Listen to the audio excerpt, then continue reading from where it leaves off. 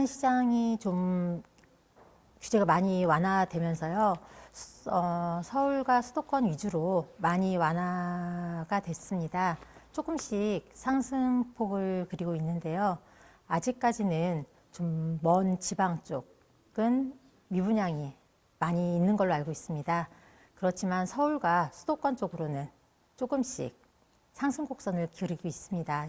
2월 말까지는 지켜봐야 알겠지만 조금씩 더 나아질 거라고 판단이 되고 있습니다.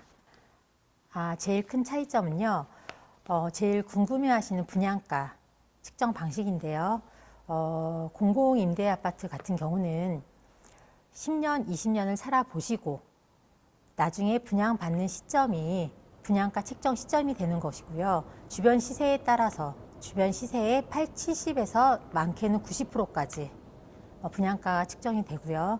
그다음에 민간 장기 임대 아파트 같은 경우는 내가 임차인으로서 계약하는 공급받는 시점이 분양가가 측정되는 시점입니다. 뉴스테이나 LH 공고 임대 같은 경우는 공급받는 시점이 아닌 10년을 살고 나서 분양받는 시점이 분양가 책정 시점이 되는데요. 주변가 시세의 70에서 80%, 많게는 90%까지도 분양가가 측정이 되기 때문에 주민과 LH 사이에서 많은 논란이 되고 있고요.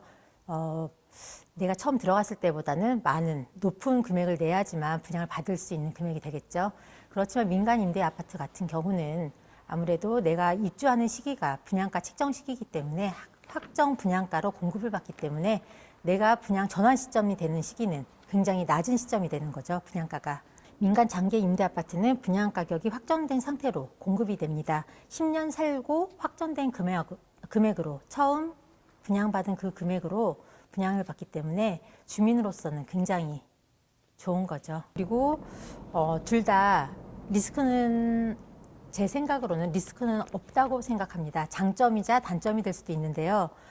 10년을 살아보고 충분히 살아보시고 만약에 집값이 올랐다면 LH 같은 경우는 너무 많이 올랐다면 안 받으시면 그만이고 보증금은 갖고 나오시면 되니까요. 그리고 민간 장기 임대 아파트 같은 경우는 올랐으면 얼른 받으셔야죠. 분양가가 낮게 들어갔으니까요.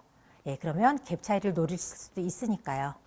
예, 그렇게 투자해 보시는 것도 괜찮을 것 같습니다. 그리고 또 하나 민간 임대 아파트와 공공 임대 아파트의 차이점으로는 자격이 없다는 거죠. 특공 세대라든가 이제 특공 세대라고 많이들 알고 계시죠. 신혼부부 세대, 무주택자 세대, 우선 분양권 이런 게 없이 민간 장기 임대 아파트는 주택이 많이 있어도 주택수에 들지 않고요. 그다음 청약이 없어도 가능하고요.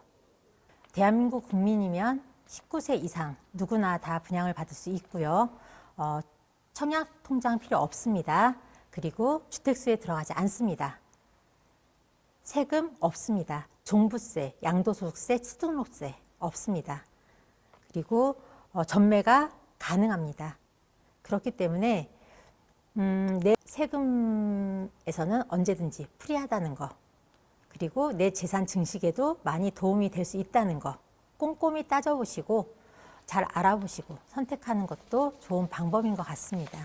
10년 후 분양을 받으면 주변 시세가 떨어지면 어떻게 하나 걱정을 하시는데요. 그럼 10년 있다가 분양을 받으셔도 되고 안 받으셔도 됩니다. 분양을 안 받으신다면 내가 냈던 돈은 가지고 나가시면 되는 거고요. 분양을 받겠다 하시면 모자른 돈은 조금 더 내시고 분양을 받으시면 되는 거고요. 근데 화폐 가치는 계속 올라가고 시공 단가는 계속 올라가거든요. 사람의 인건비도 계속 올라가고요. 아파트 값이 그만큼 상승하지 하락하지는 않을 것 같습니다. 그렇기 때문에 10년을 충분히 살아보시고 결정할 수 있는 결정권이 저에게 주어진다면 이렇게 살아보는 방법도 괜찮은 방법인 것 같습니다. 민간 장기 임대 아파트에 대해서 말씀을 드렸는데요. 민간 장기 임대 아파트를 알아보시다 보면 확정 분양가라는 말을 많이 들어보셨을 거예요. 근데 어떤 데 가보면 확정 분양가라는 말이 없는 데도 있고 있는 데도 있다라는 말씀을 많이 하세요. 확정 분양가라는 거는 10년 후에 그 금액으로 내가 입주를 하고 분양을 받을 수 있는 조건을 명시해 놓은 거기 때문에 들어가 있는지 안 들어가 있는지 그 표기를 확인하시는 게 좋고요. 그 다음에 우선 분양 대상자라는 것도 꼭 확인을 하시는 게 좋습니다. 내가 분양을 받아서 임차를 해 놓은 상태인데, 임대인을 들여놓은 상태인데 임대인이 우선 분양자가 돼버리는 경우도 있거든요.